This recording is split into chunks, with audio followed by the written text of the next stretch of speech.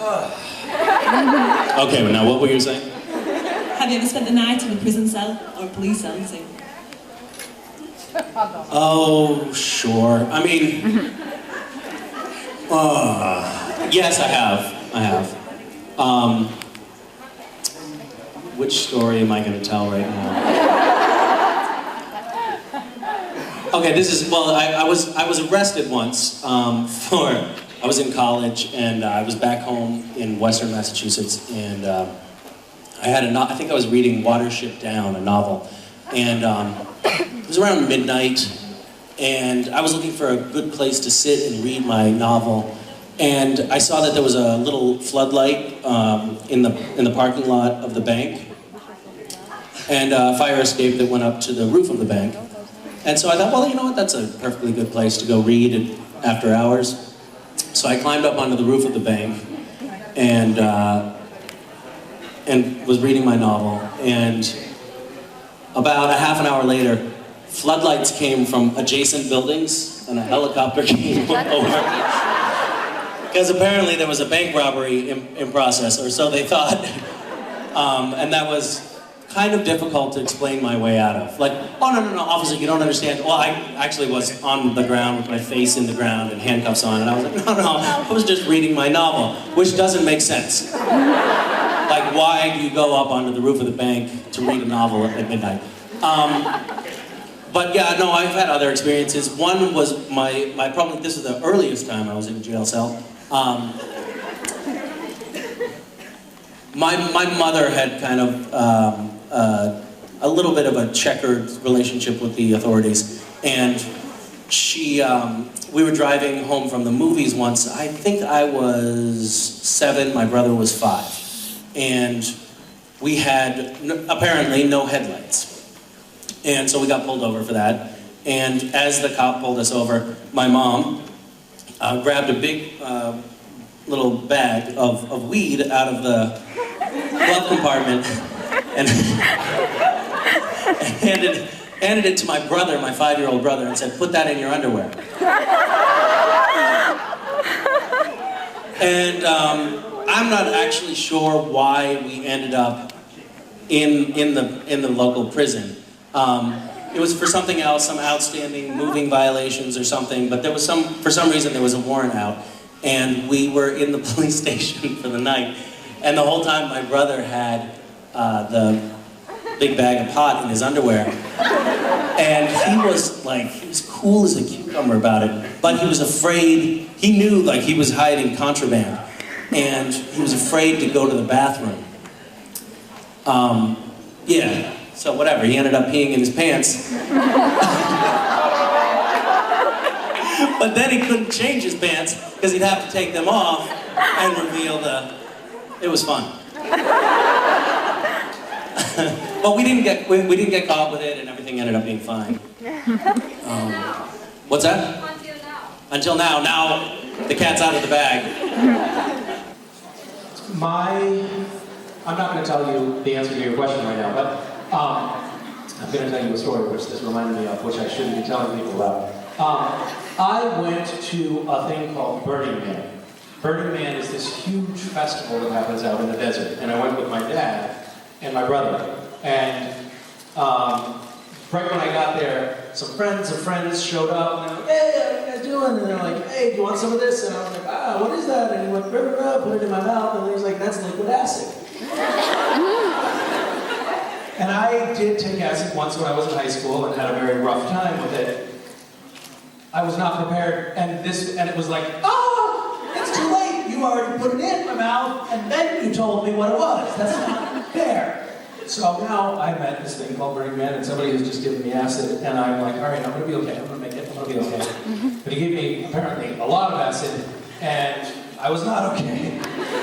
I didn't like it. I didn't want to be on acid. And luckily my dad was there. And my dad, I used to sleep in my dad's guitar case, and he used to sing to me all the time. And I made my dad, I just crawled up into my sleeping bag and was just holding on to reality by a very, very thin thread. And the only thing that was keeping me thinking that I was not going to lose my mind was my dad singing to me outside my tent. So he had to sit outside my tent. This was like 7, 8 years ago. I mean, no, maybe 10 years ago. Not too long ago. I was an adult in my late 20s. And I'm like, Dad, you gotta keep singing. It's the only thing that's keeping me here right now. You gotta stay there. And so he was like, singing to me for hours and hours and hours. But I learned a valuable lesson about Burning Man and things that people put in your mouth when you get there. If you ever go, be careful on that.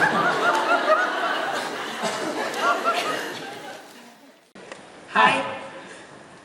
So you and Vicky are really awesome people, and I know that you've been together for a long time and have a lot of crazy adventures. And I was wondering what one of your favorite stories is. Well, I can't tell you that story.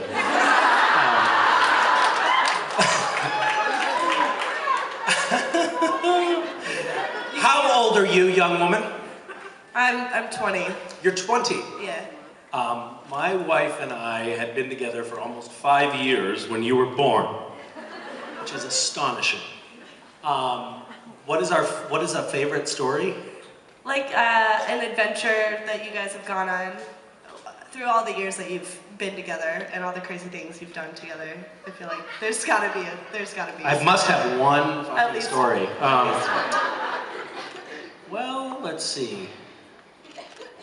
We used to do things that now I look back on and think, you really did that? Like you were really, hitchhiking in the Rockies in the middle of the night on a lonely road, and we went to Haiti right while there was a coup going on. Like there's a coup going on, people are getting killed in the streets, very bloody time. We decided, we know somebody who knows somebody who's friends with the deposed president. Let's go stay with him. And we got down there, and the guy was like, I don't know why you guys are here. I'm afraid that a death squad is going to come get me at any moment. Like literally every time a car went down the road, all of us would be like, please, don't be a death squad. Don't be a death squad this time. And we made it. We didn't get killed. So now it's an amusing story. At the time, it was really terrifying. There's definitely been we have a handful of stories where we thought we were going to get killed. And I probably wouldn't put myself in that situation again now. You didn't ask me what I would not do now that we did then. We did some things that I'm not entirely proud of, like, pretending that we were doctors, or pretending that we were filmmakers, and working our way into various different government ministries. We infiltrated a cult! How did I forget that story? We infiltrated a cult. That was so exciting. There was this cult that it was in India, the Bhagwan Sri Rajneeshis, and they were excluding Indians from coming into the cult. So it was only Westerners that could come in. And we thought this was a grave injustice. So we decided we would expose them for the, depraved cultish frauds that they were. And we had to go through all of these initiation processes, and we were smuggling a tiny camera into the cult to film them. It was so exciting. But then we had to get into like the deeper levels of initiation rites we had to basically do like these very weird orgies. And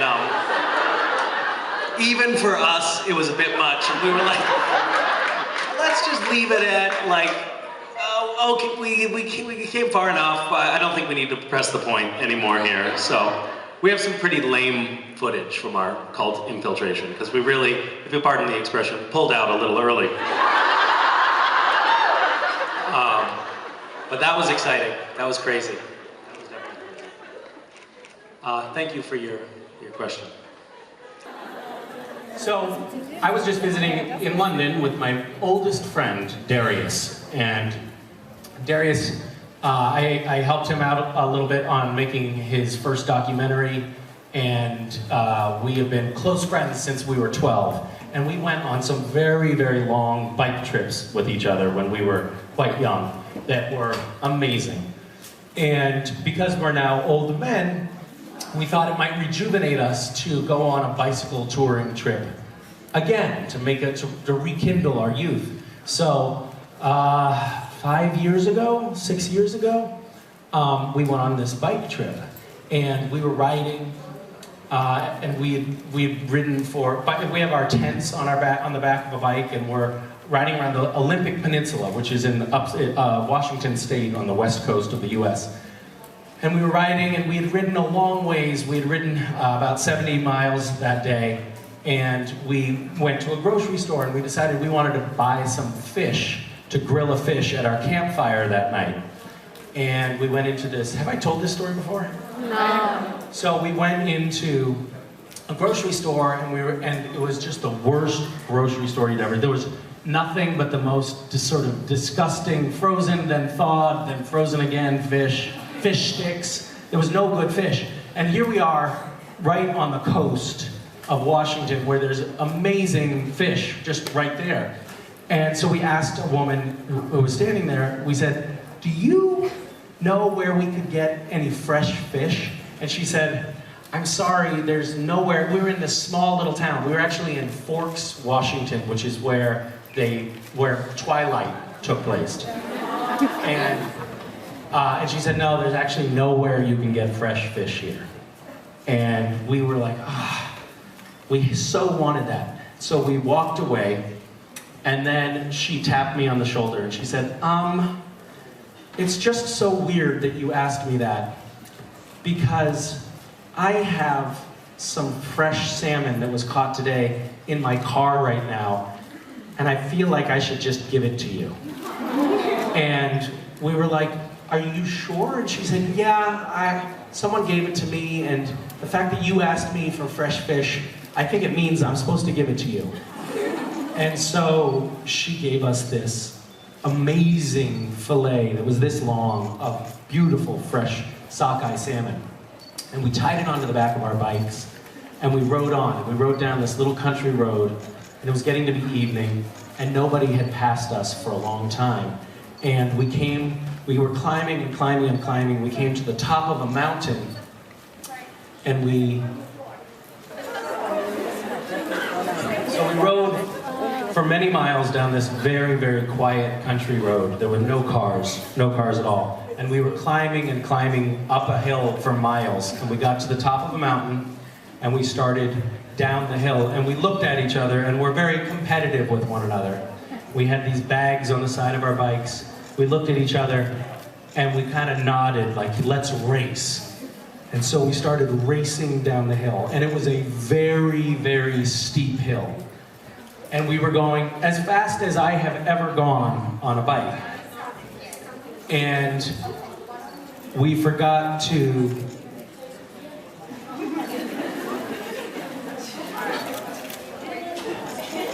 Here, Danielle, take your microphone away from... Do you have a microphone on you, Danielle? Yes, okay.